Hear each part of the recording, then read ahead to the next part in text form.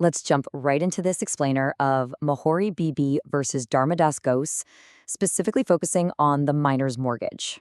Picture this. It's the late 1800s in British India. We're looking at a high-stakes legal battle that literally altered the very foundations of contract law. It's this incredible story involving vast wealth, quiet desperation, and a massive legal loophole that you definitely need to know about. 20,000 rupees. Now, in the 19th century, that wasn't just a lot of money, it was an absolute fortune. And that's the staggering figure. A wealthy moneylender named Dut agreed to loan out to our main guy, Dharmodas Ghose.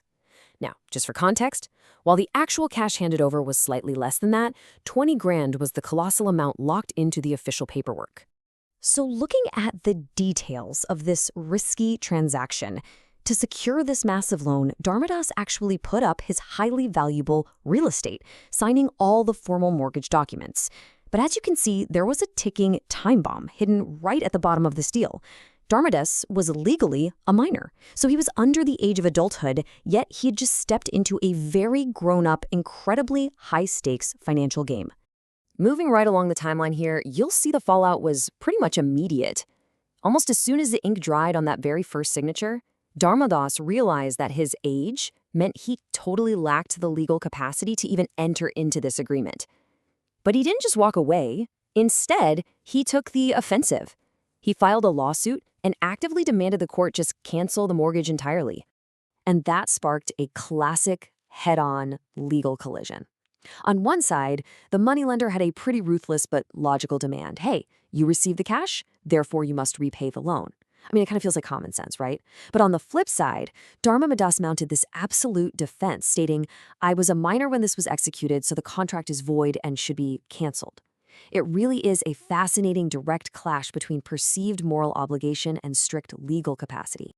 So, how did they resolve it? Well, the court's ruling hinged on this foundational, really uncompromising legal doctrine, void ab initio. That's Latin for void from the beginning. The judge established that a minor is strictly incompetent to execute a mortgage, so it's not that this contract just became invalid later on. Legally speaking, the contract never existed for a single second. It was completely unenforceable in law right from the very start. Ultimately, the case went all the way up to the Privy Council, and they laid down an impenetrable shield. Their ruling?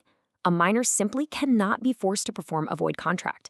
Because of this, Dharmodas Ghose didn't have to return a single rupee, because he was never legally bound by the promise in the first place.